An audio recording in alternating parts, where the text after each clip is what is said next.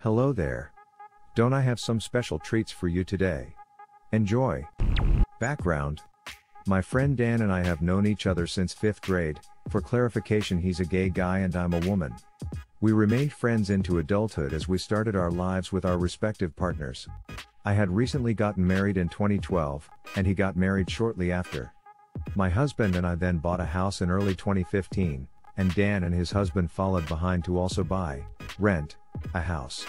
However, shortly after this I had started to address the feelings I have ignored for many years and came to the realization that I'm a lesbian and needed to leave my husband. For the record, my now ex-husband is a really great guy and he did not do this to me as people in my life have assumed. His family, who I also loved, moved in with us in this big house, so he was not alone when I left and has always been surrounded by loved ones.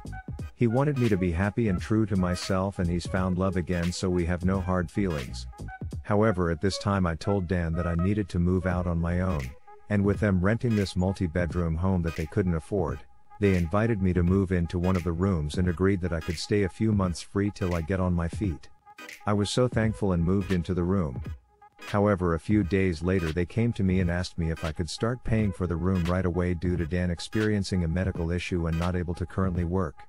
I of course obliged, as the terms were totally reasonable. Weeks passed without issue, and I experienced single adult, lesbian, life for the first time because I had been in that relationship since college. That kind of freedom for the first time was so unreal. Shortly after, they decide to rent out another room in their home. Lo and behold, it's to another lesbian woman close to my age. I'll call her A. We both realized we have the exact same birthday, Valentine's Day, and our pets have the same birthday. We instantly hit it off and became platonic lipstick lesbian partners in crime, going out to the gay bar on the weekends, looking super hot and grabbing the attention of all the cute girls in the gay community. It was so fun. I have the best memories. I know what you're thinking, and I know we have always and only been just friends, lol. However, this is when Dan started getting jealous, and also angry that the new roommate was not only spending tons of time with me but also being unintentionally careless, such as her leaving an empty wine bottle in his bathroom. He was sober, and bringing people home from the club late at night. I will admit my wrong in that I was involved in this once. When Dan expressed he didn't like it, I no longer participated in bringing people home. However, Dan did not know that I had not gone out with her that night, nor that the wine bottle didn't belong to me, so in his eyes we were both at fault for these things and didn't communicate this to me, which would have allowed me to defend myself.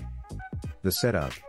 That's when things grew tense at the house. I continued paying rent on time every month as any reasonable person would and should. Up to this point I had stayed about 3 months.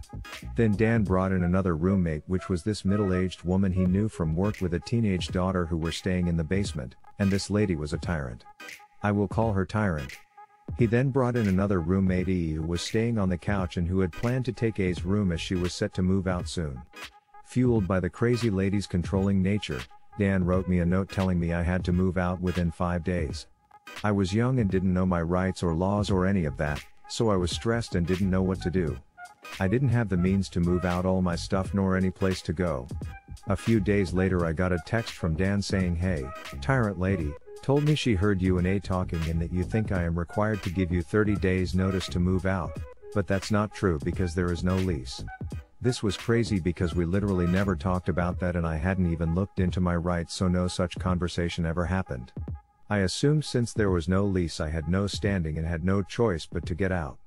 I had told my sister about the predicament I was in, and she told my dad, who came to my rescue, showed up at the house with his trailer ready to move my stuff without me even asking. Can we please just stand my dad for a minute for being my knight in shining armor in a situation where I was embarrassed and afraid to ask for help? Dan had gone out of town during my move out on purpose, but his husband stayed and took this opportunity while his sober husband was gone to get super drunk. He was so faced, but played the nice guy card, which he always did, offered to help me move stuff out, slurring his words, and he regretted it when I took him up on his offer to bring a box outside for me. I got all the stuff out of the room that the newest roommate E was going to take, but still had a lot of stuff that I couldn't fit in my car, which I put in the garage. They had just had a garage sale a few weeks earlier, and since I sell new and vintage clothes online, I had a ton of merchandise I also put up for sale at the garage sale. A few weeks after the sale, the 2-car garage was still totally full of everyone's garage sale stuff, as though nothing had even sold. So in attempt to clear the room in the time they requested, I took the remaining of my personal belongings that I couldn't fit in my car, including about 1/4 of the clothing that had been hung in my closet, and put it with my garage sale stuff. I notified Dee's husband that I couldn't fit everything but put it in the garage and would be back soon to get the rest, and he very nicely obliged and said no rush. About a day after I leave, I get text messages of pics of the carpet in the room, which show animal pee stains all over the floor. They accused my cat of making the stains and were super mad and telling me I was going to pay for this. However, I explained to him that I know for a fact when they would enter my room when I would go to work, their cat would go in my room, they'd leave and close the door, and the cat would pee in there because it's trapped. I would come home and open my door and their cat would fly out and there'd be a pee puddle in my room, and that's how I knew they were going in my room and that their cat did it. They did clean up one stain early on when I alerted them, but I didn't bring this up later because they kind of made a big deal of cleaning it up the first time, and I didn't want to seem like I was spazzing on them and didn't want to start a bunch of conflict. There had been a situation earlier where I had just ordered breakfast to go, left it in my room for when I returned back home, and one of them went in my room, left my door opened, and their dog went in and pulled my food off my dresser and ate it. I had gotten annoyed about it because I feel like personal boundaries and privacy is important, that people shouldn't be going in my room all the time, and I was afraid it caused tension. So when their cat peed a second and third time in my room, I simply cleaned it up as best as I could and covered it up with a rug because I didn't want to look at it. But I know for a fact my cat does not have accidents because I've had her for a few years now and she's never done that. He accused me of trying to cover it up with a rug, which I flat out admitted that I did because I literally didn't want to look at it. I explained that I knew it was their cat, that which they didn't want and were trying to pawn off on people. They bought and got rid of animals the way they spent money to fill a void, and said that if I had received more than a few days' notice to leave, I would have been more than happy to wash the carpets. I even offered to come back the next day and bring my dad's carpet cleaner, but he was not having it. It was at this time that he said I was never welcome at his home again and that our 15-year friendship was over. Fast forward about a week and I had a day off work to come get the rest of my stuff. I start texting Dan saying, "Hey, is anybody home? Can I come get my stuff?" and start getting ignored and blocked on the different social media accounts. After like 4 days of this, I decided to just show up at the house with my girlfriend to get my stuff. We pull up and the garage is open, but I can clearly see only my stuff is nowhere to be found, and the garage is still full of their untouched stuff from the sale. The only crumb of evidence that I ever lived, there was a lone pink hanger on the ground all by its lonesome. I go to the front door, ring the doorbell, and see the tyrant stick her head around the corner. I tell her I'm here for my stuff and she says call D, to which I reply I have, and he's ignoring me. She slams the door in my face and closes the garage, and I go back to my car and call the police. Of course, silly me, they use the old "this is a civil matter blah blah blah," so of course they can't help me. At this point I come to the sad realization that my stuff is probably gone. I see D's car in the driveway with sunroof and windows open, so I know he's home, he's just hiding. In an attempt to cheer me up and seek a bit of, foreshadowed, revenge, my girlfriend takes a half-full old Frappuccino that was in my car. It wasn't that old, it was just hot out at that time and had been sitting there maybe 9 hours from that morning. That was in my cup holder, and pours it inside his sunroof, and curdled whipped cream and coffee decorate the inside of his car. Remember, this is just the foreshadowing. Revenge main course. I go home defeated, with only the memories of the stuff I left behind, which included a few heirloom clothing items that my grandma had sewn when she was young and passed on to me. I was so depressed and hurt that a few months later I started doing some research. I look up local tenant laws and realize what he did was totally illegal. In Minnesota, you absolutely are required to give 30 days notice to move out to a tenant as long as the tenant has been paying rent monthly, regardless of if there was a lease or not. In addition to this, they are required to house my possessions and attempt to return them to me for something like 60 to 90 days after I move out before getting rid of them. It was clear to me that they were totally wrong in this situation. Never in a million years would I get rid of or touch somebody's stuff, especially when you give them days to get out. In my mind, I would never play around with people's possessions regardless of what I thought they did to me. I was angry, but the cherry on top was when I decided to use my GF's social media to check their FB pages, and lo and behold I discover photos of Dan literally wearing multiple items of clothing that belonged to me. But wait. There's more. I check the social media pages of everyone around them and see pics of the tyrant's young daughter wearing items that belong to me. And then I check E's social media and see her wearing the shirt my little sister gave me for my birthday. All items I could not fit in my car. I was absolutely livid. It was obvious they went through my stuff, took what they wanted and then got rid of the rest. He made it clear that our friendship was over, and I promised to myself that if I couldn't recover my friendship, I was at least going to recover my damages. Part of me had still held out hope my stuff would be returned, but this hit at home. I start out by researching the recovery, small claims, process and send official demand letters to return my items, which they ignore. I start putting together my case, including text messages, pictures, and all the information important to the case. They ignore all of my letters and eventually I get a court date. I go to court expecting them to argue me, and of course they don't show. The cards are all stacked against them. From illegally kicking me out, to my stuff being gone and proof of them wearing my stuff, it was all there and they had literally no defense. I came to court so well prepared, and valued all of my store merchandise at garage sale prices using the Goodwill valuation guide, which was well below actual value. The judge saw that I was prepared and more than reasonable and awarded me my entire judgment, around $3,000. One celebration in a long journey. Months to a year go by without being able to contact Dan, as he has blocked me on everything, and I see via social media that they have moved out of that home we were all in, proud to get away from the tyrant who even they admitted was super overbearing. Eventually I managed to trick Dee's husband into answering a hidden ID call where I confront him about my stuff and he declares you'll never get us to pay. Oh, now it was on.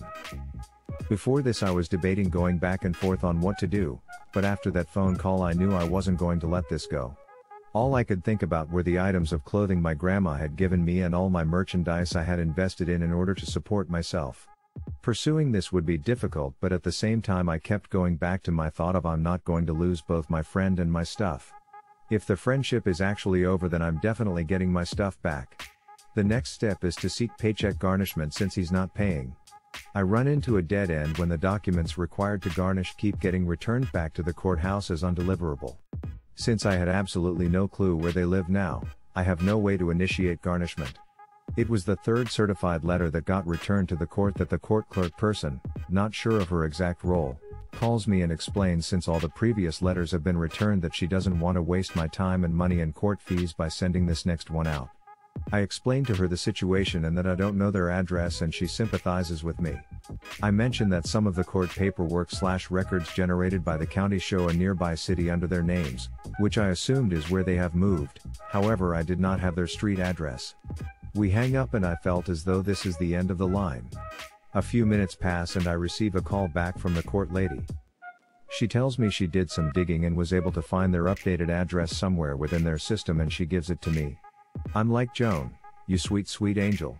I had read on the self-help small claims website that court clerks cannot help with any information, and I believe this was probably outside of the scope of Joan's responsibility and probably not at all compliant with the rules of her position. This woman was literally the saving grace in this situation, because without her I would have been stuck at this point. Finally they receive the documents alerting them that I am initiating a request that their paychecks will be garnished soon. All of a sudden, boom! They file bankruptcy. Since the initial judgment, they continue to rack up credit card debit, bills, shopping, etc., though in line with their usual financial spending/situation, all with the intention of filing for bankruptcy if and when I find out where they are in attempt to garnish. Of course this meant I had to do more digging and research into what this meant for my case, this time in bankruptcy court, which is not as easy for the average person to navigate without the help of a lawyer the way the small claims system is. They had mistakenly believed that by filing bankruptcy they would wipe away the debt they owed me.